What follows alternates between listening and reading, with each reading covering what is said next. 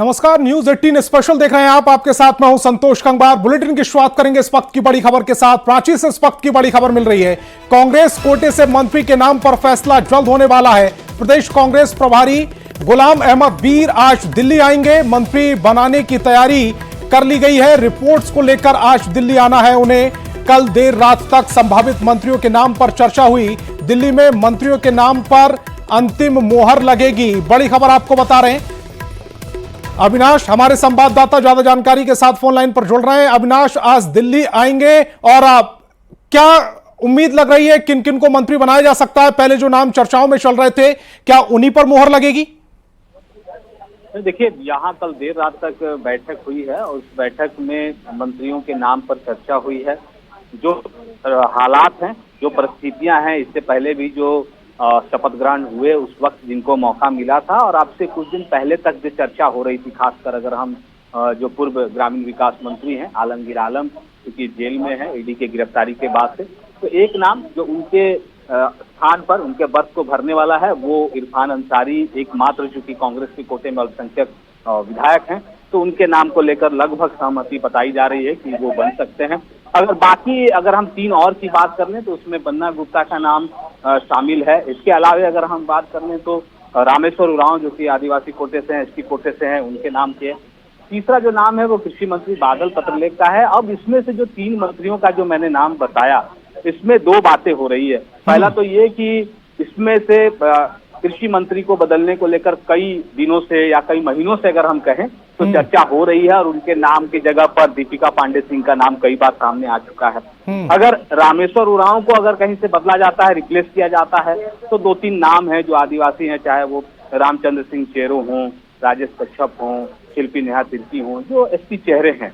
लेकिन इन सारी बातों पर जो अंतिम मुहर लगनी है वो दिल्ली नेतृत्व के द्वारा, दिल्ली में जो केंद्रीय नेता हैं उनके द्वारा लगाया जाना है। तो यहाँ से एक रिपोर्ट जरूर तैयार कर ली गई है और आज यहाँ से प्रभारी दिल्ली रवाना होंगे। हालांकि अभी वो पहले राजभवन आएंगे, चूंकि समय हो चुका है। राजभवन से निकलने के बाद वो दिल्ली रवाना होंगे और दिल्ली में ये रिपोर्ट दी जाएगी जो यहाँ नेताओं से बातचीत हुई है कि वहाँ के लोग क्या सोचते हैं, क्या रिपोर्ट कार्ड है और रिपोर्ट कार्ड के आधार पर क्या कुछ किया जा सकता है। अविनाश, ये भी खबर आ रही है कि हेमंत सोरेन अब मुख्यमंत्री पद की शपथ लेते हुए नजर आएंगे। तो क्या मान लिया जाए कि हेमंत सोरेन नए कैबिनेट के साथ मंत्री पद की शपथ लेते नजर आएंगे? नहीं, जरूर इसमें से कुछ तब्दीलियां तो होंगी और इसकी संभावना जताई जा रही है। लेकिन जब तक अंतिम नाम फाइनल नहीं हो जाए थोड़ी जल्दबाजी होगी, क्योंकि अभी जो बातें आई है, छनके जो सामने आई हैं, वो 7 तारीख को लेकर है। 7 जुलाई को जो गठबंधन है उनके नेता ये चाहते हैं, उस दिन रथ पूजा भी है और रथ पूजा के दिन भगवान जगन्नाथ को याद करते हुए शपथ लेना चाहते हैं। लेकिन अभी कुछ देरों के बाद ये स्पष्ट हो जाएगा। राजभवन ने उन्हें बुलाया है, गठबंधन के नेताओं को, और यहाँ उन्हें न्योता मिलेगा। अविनाश, इस तमाम जानकारी के लिए आपका बहुत बहुत शुक्रिया। तो हाथरस के गुनहगार कहां फरार? हाथरस में हुए भगदड़ कांड की जांच के लिए न्यायिक जांच टीम का गठन कर लिया गया है। यह टीम हाथरस हादसे के हर एक गुनहगार की तलाश में जुट गई है। यह रिपोर्ट देखिए।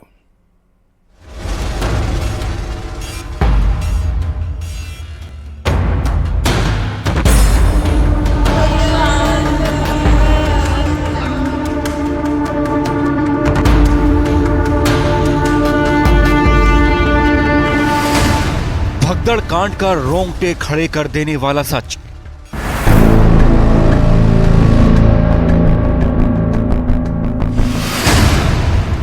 पोस्टमार्टम रिपोर्ट में हादसे की डराने वाली तस्वीर।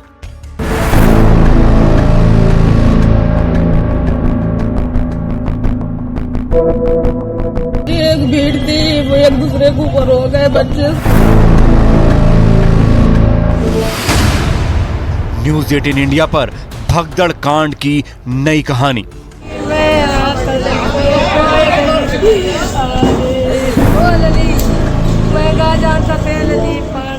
2 जुलाई को हाथरस में हुए भगदड़ की पूरी कहानी क्या है, ये समझने के लिए जांच एजेंसियों ने एड़ी चोटी का जोर लगा रखा है। लेकिन इस बीच भगदड़ कांड में मृतकों की पोस्टमार्टम रिपोर्ट भी आई है, जिसमें पता चला है कि ज्यादातर लोगों की मौत दम घुटने की वजह से हुई है। भगदड़ की वजह से लोगों पर इतना दबाव बढ़ा कि कई लोगों की सीने की पसली टूट गई।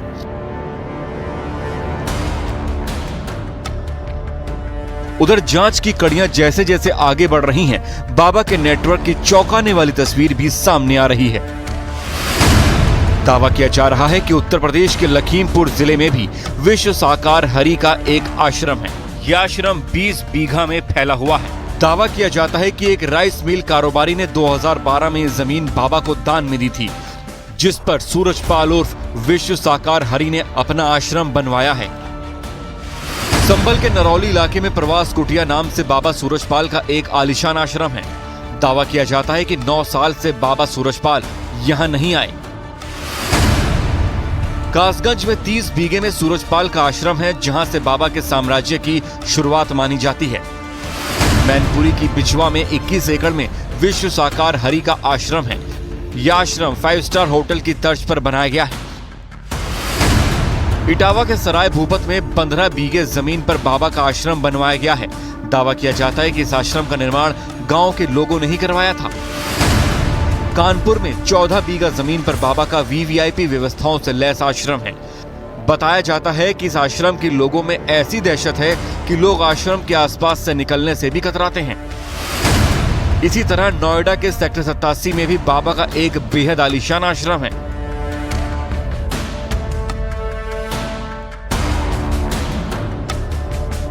इस तरह यूपी में बाबा के कुल 25 आश्रम बताए जाते हैं, जिनकी कीमत करोड़ों में आंकी गई है।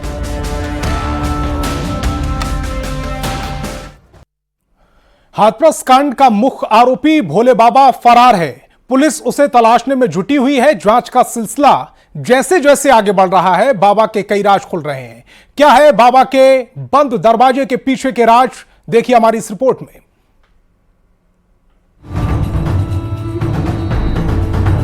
माँ का पता नहीं है सर। तलाशने में हर जगह दिक्कत से। 2 जुलाई दिन मंगलवार हाथरस जिले के सिकंदराराव थाने क्षेत्र के फुलरई गांव में मौत का ऐसा तांडव हुआ है जिसे शब्दों में बयां करना मुश्किल है। सत्संग खत्म हो चुका, एकदम भगदड़ मची है। जो इंसान गिर गया वो उठो ही ना है, फिर कुचल के सब मर गए, मर गए भैया। मेरी घरवाली गई, माँ गई भैया मेरी, तो सब लुटवा में तो भैया कची ना बचो। गए बोले बाबा अपना भाषण सुना के तुरंत भीड़ एकदम से बाहर को निकली, सारी भीड़ एक साथ निकली। तक पानी भर रहा था वहाँ पे, कीच हो रही थी, तो उस कीच में जो गड़ गया वो निकला नहीं है, और गिर गया है वो भाजे उन्हें उठाने के लिए, तो वही भी गड़ा रह गया उसमें। 16 जिलों के 181 लोगों की मौत ने पूरे देश को झकझोर कर रख दिया है। उत्तर प्रदेश सरकार भले ही सख्त कार्रवाई और एक्शन की बात करे, लेकिन इतना तो साफ है कि हाथरस कांड घोर लापरवाही, प्रशासन की नाकामी और भोले बाबा के जबरदस्त सियासी रसूख की वजह से ही हुआ है। इस खौफनाक कांड के बाद हर कोई यही जानने की कोशिश में जुटा है कि आखिर बाबा भोले ने कब से और कैसे सत्संग के नाम पर इतना बड़ा साम्राज्य बना लिया। पहले हम आपको बताते हैं कि बाबा कौन है और उसके बाबा बनने का मकसद क्या है। गुनाहों का देवता, सफेद कपड़ों वाला बाबा। आगरा के केदार नगर से ही इस सूरजपाल ने बाबा बनने का काम शुरू किया था। पहले ये जादू टोना करता था। इतना ही नहीं बल्कि मरे लोगों को जिंदा करने का दावा तक करता था। इसके लिए महिलाओं को अपनी अहमियत दिखाई। धीरे धीरे बाबा सफेद कपड़े वाले बाबा के नाम से मशहूर हो गया। फिर शुरू हुआ इस बाबा का सफेद कपड़े वाले बाबा से भोले बाबा बनने का सफर। मेरा तो ये कहना है सबसे पहले उनको अरेस्ट करना चाहिए, क्योंकि अगर उनके भक्तजन इतने मर गए और वो सच में बाबा हैं तो उनको वहाँ खड़े होकर उनकी सेवा करनी चाहिए थी, ना कि वो भाग जाना चाहिए था। इसका मतलब कहीं ना कहीं कोई कुछ तो है इस पूरे कांड के पीछे जो वो भाग गए। सूरजपाल सिंह जाटव उर्फ भोले बाबा की पोल खुलना शुरू हो चुकी है।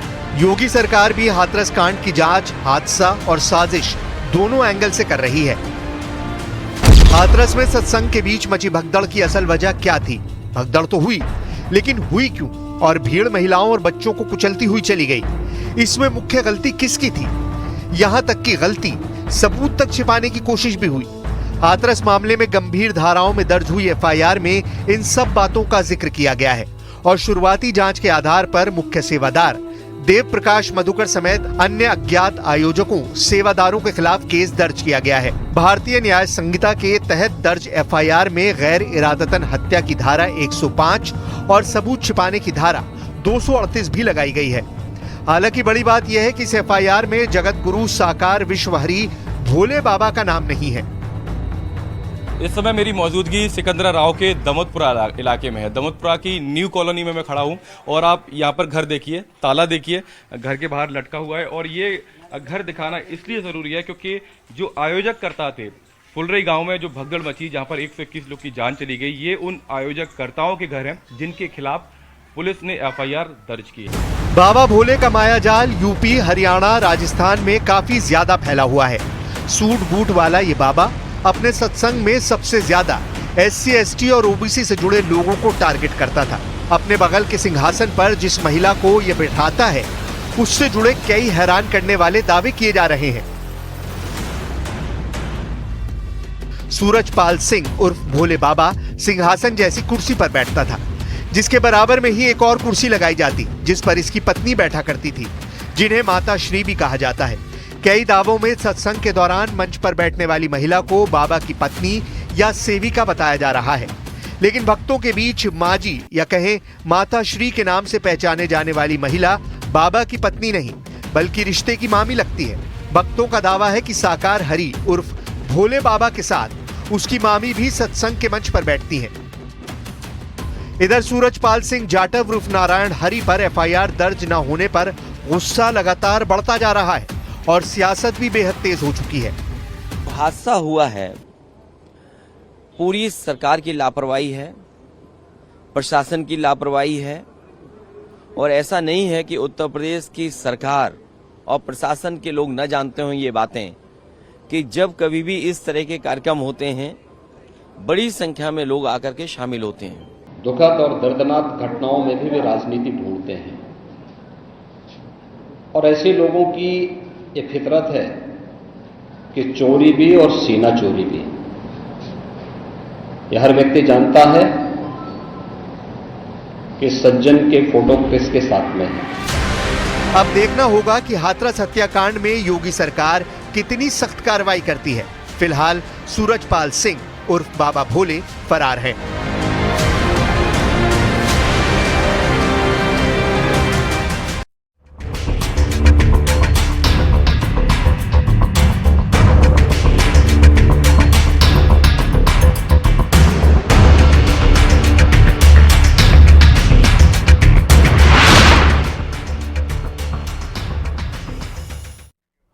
जी हां, बारिश में सांप का कहर। बारिश के मौसम में एक तरफ शहरों में जलजमाव की स्थिति देखी जा रही है तो वहीं दूसरी तरफ नदियों में जल स्तर बढ़ने से कई इलाकों में बाढ़ का खतरा मंडराने लगा है।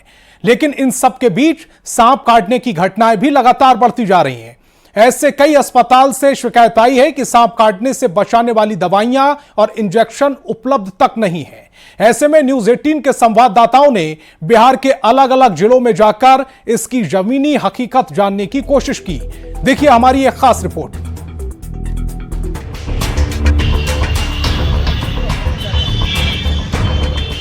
कहीं बारिश के पानी से सड़कें जलमग्न तो कहीं नदियों का जलस्तर बढ़ने से कटाव जारी है।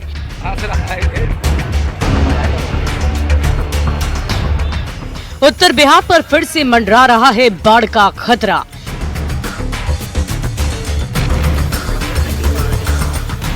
मॉनसूनी बारिश की अभी तो शुरुआत ही हुई है कि इन तमाम परेशानियों से बिहार वासी दो चार हो रहे हैं।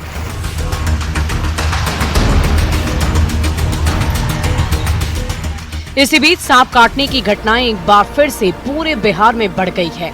हर दिन प्रदेश के अलग अलग जिलों से सांप काटने की घटनाएं लगातार सामने आ रही है। लेकिन जैसे नगर निगम के अधिकारियों की पहली ही बारिश में पोल खुली है, ठीक उसी तरह से कुछ सामुदायिक स्वास्थ्य केंद्र पर व्यवस्थाओं की पोल भी खुल गई है।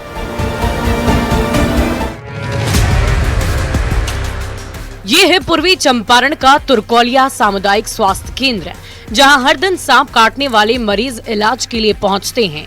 लेकिन इसे दुर्भाग्य ही कहेंगे कि हर दिन बहुत बड़ी संख्या में सांप काटने वाले मरीजों के आने के बाद भी ना तो इस सामुदायिक स्वास्थ्य केंद्र में दवाइयां उपलब्ध है, ना ही एंटी वेनम इंजेक्शन। जब न्यूज 18 के संवाददाता ने स्वास्थ्य केंद्र की आरोग्य मित्र ईशा कुमारी से बातचीत की तो उन्होंने क्या कुछ कहा, ये भी सुन लीजिए। बाढ़ का समय है और बाढ़ के समय में अमूमन सांप काटने की घटनाएं में लगातार इजाफा हो रहा है। पूर्वी चंपारण में भी कई घटनाएं जो हैं वो सामने आई हैं। वैसी स्थिति में तमाम जो PHC हैं या जो अस्पताल हैं, खासतौर पे पूर्वी चंपारण का जो सदर अस्पताल है वहाँ पर विशेष व्यवस्था जो है वो रहती है।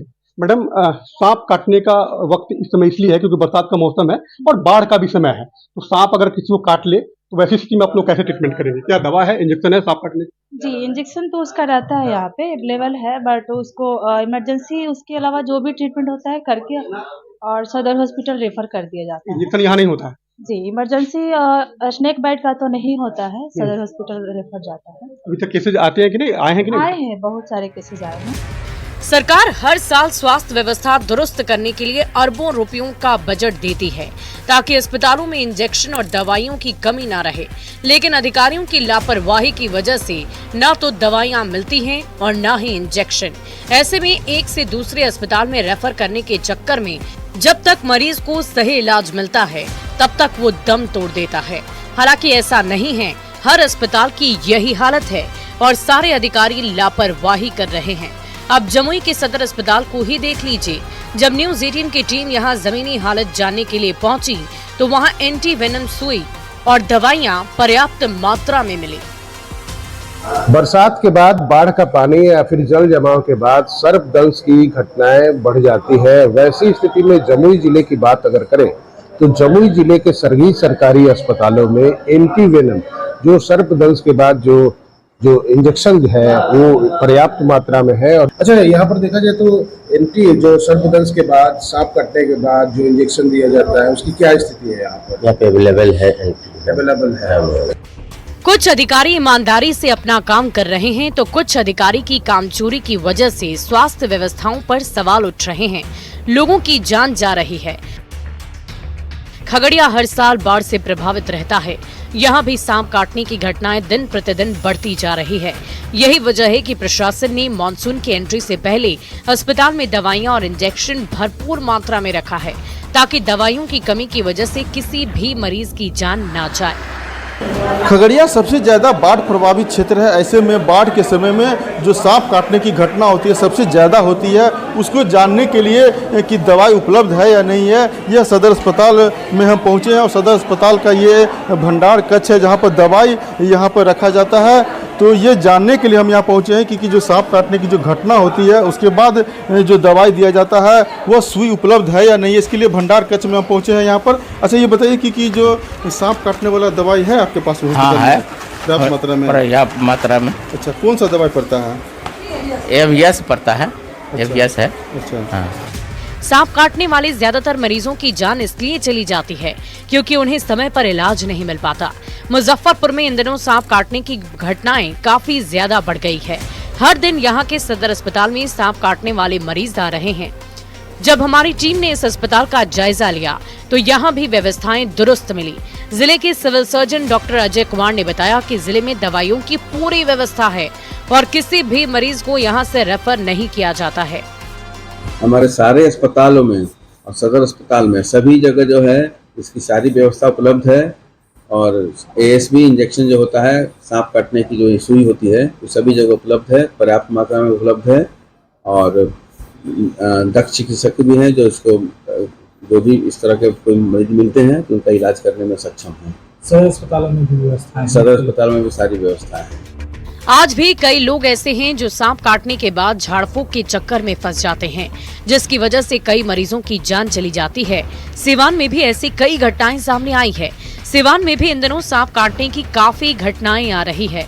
यही वजह है कि हमारी टीम सिवान सदर अस्पताल में जब पड़ताल करने पहुंची तो यही दवाइयां और इंजेक्शन दोनों मौजूद है, लेकिन डॉक्टरों ने भी इस बात को माना है कि कई लोग तो सांप काटने के बाद अस्पताल आने के बजाय झाड़ फूंक के चक्कर में फंसकर जान गंवा देते हैं। देखिए, हमारे यहाँ जो भी सर्पदंश के मरीज आएंगे उनके लिए एंटी स्नेक वेनम पर्याप्त मात्रा में है, सभी दवाइयाँ पर्याप्त मात्रा में है। मैं ये अपील करूंगा यहाँ की जनता से कि आजकल कहीं भी कोई भी अगर सांप काटता है तो आप लोग झाड़ फूक नहीं करवाएं, कहीं भी नहीं जाएं, क्योंकि यहाँ पर आकर के उसका प्रॉपर ट्रीटमेंट कराएं और सारी ट्रीटमेंट, सारा इलाज हमारे यहाँ उपलब्ध है और मुफ्त में उपलब्ध है। क्या सावधानी बरतनी पड़ेगी? देखिए, वैसे तो कि सांप काटे फिर आप उसको उसके ऊपर के एरिया में उसको बांध दीजिए रस्सी से और उसके बाद लेके चले आइए और आपको कुछ करने की वहाँ जरूरत नहीं है।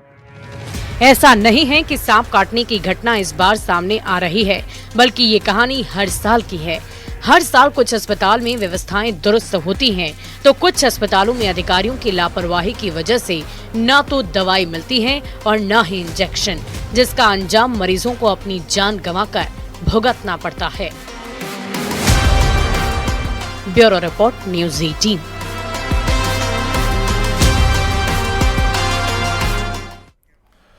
तो मानसून ने अभी सही से दस्तक भी नहीं दी है और अभी से बिहार में हो रही बारिश ने अधिकारियों के दावों की पोल खोल दी है।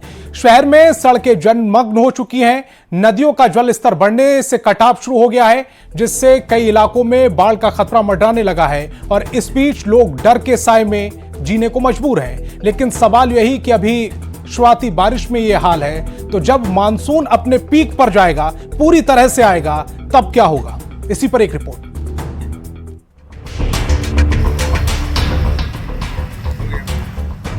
बिहार में मानसून की एंट्री से लोगों को गर्मी से राहत तो मिली, लेकिन यही बारिश राहत की जगह अब आफत बनती जा रही है।